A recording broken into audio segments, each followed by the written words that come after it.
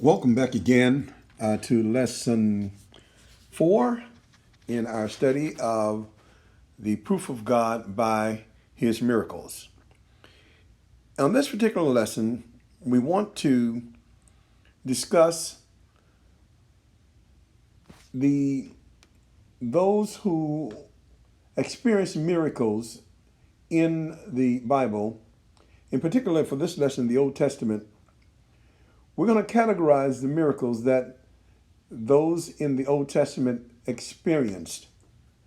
We talked about Moses. We talked about Elijah. In the last lesson, we mentioned Abraham. We mentioned Noah. So in this lesson, what we're going to do is we're going to categorize the miracles. And we're going to talk briefly on what do we mean by walking in the realm of the miraculous. But for this particular lesson, we're going to talk about the categories of the miracles that they experienced, the category of the miracles that they experienced. We're going to talk about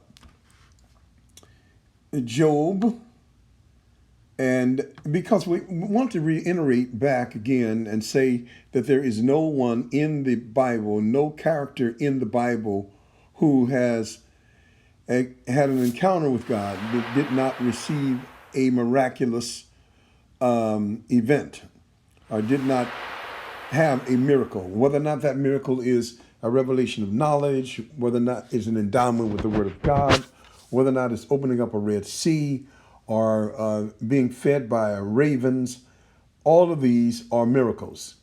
Now, some of these things, some of these miracles are miracles that fall under various categories. Some miracles were based upon the event that was occurring at the time.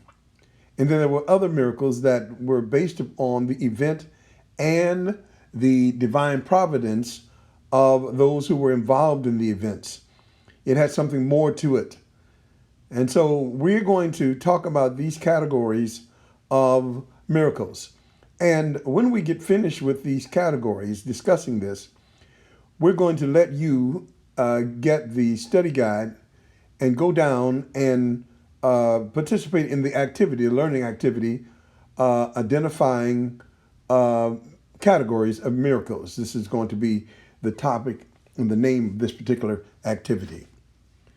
Now, on our category of miracles, we have categories A through F. And category A is miracles of provision and preservation. B is miracles of guidance. C, miracles of judgment. D, miracles of revelation. E, miracles for destiny and purpose. And C, miracles of deliverance and destiny. So we're going to go down and we're going to talk about, when we say a miracles of provision and perseverance, what we mean by that is the miracle that was was used by God to provide a need for the people of God who were experiencing it.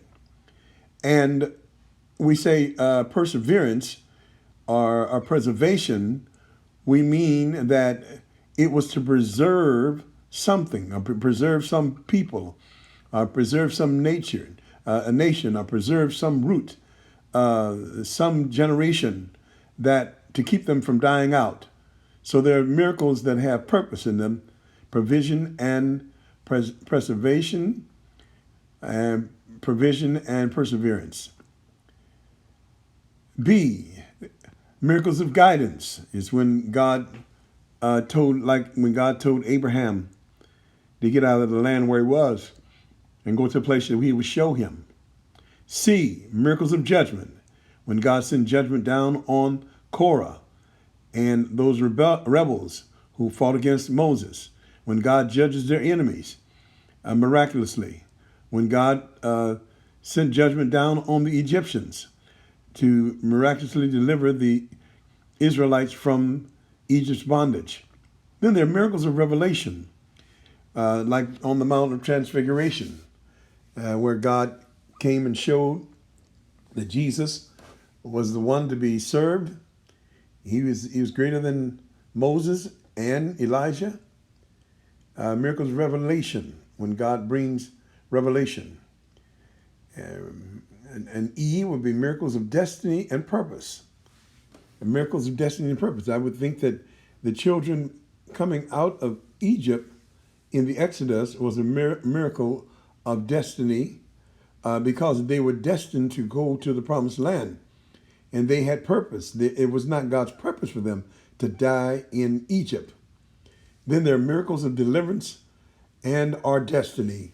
Deliverance and our destiny. I would think that would be also be the children of Israel in Egypt's bondage. So we'll take these categories, and the instruction says on the study guide, what category does each of the following miraculous events belong? Write the letter on the line for the category you select. Note, some of these may fit into more than one category. Okay, so we're going to go to down to the list.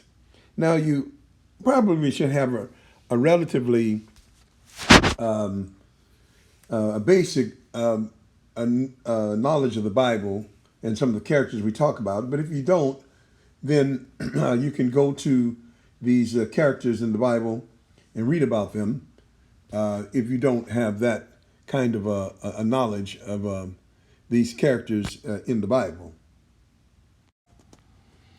So we'll just read down, and I'll try to give you scriptures so that you can read up on them.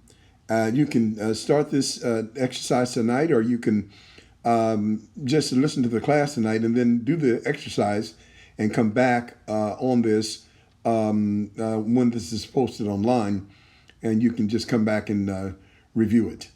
All right, so let's go down here, look at this list, and see the categories that we are going to, the events that we're going to talk about, the miracles that we're going to talk about, and let's see if we can categorize them. All right, let's take it right now. Let's take a look at this. All right, I want you to pay close attention to the list, and let's listen to it, and let's see how it comes out. All right, so I'll call the miracle, and then we will go to the categories, and we'll see where they fit in. The healing the bitter waters of Mariah. Okay, so that's found in Exodus 15, 23 through 25. I would say that is a miracle of provision and preservation. In other words, God was trying to preserve the Israelites and provide for them at the same time. The manna from heaven, Exodus 16, 14 through 35. This was a miracle of provision, where God was providing food for them. At the same time, he is preserving them that they may be able to go all the way through and come out victorious on the other side. The water from the rock. This was a miracle of provision and revelation as well.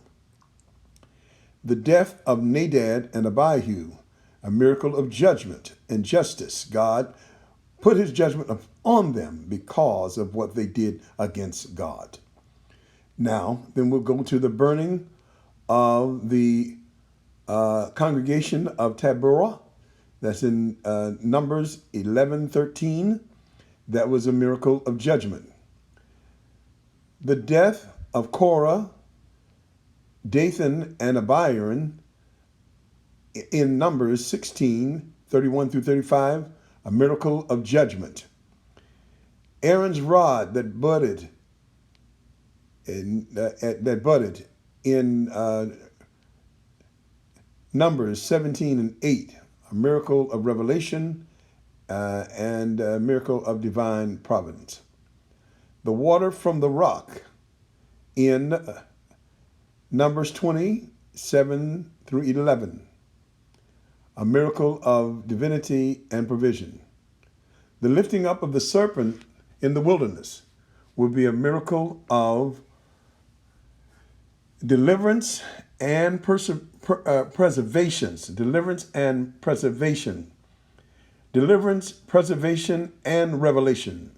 It was revealing to them and giving them a prophecy of who the Lord is and how the Lord would deliver them, and how they would be preserved, that not all of them would die in the wilderness by the biting of the serpents. The parting of the Jordan, it was a miracle of destiny and a miracle of destiny. In other words, God was making sure that Israel went into the promised land. The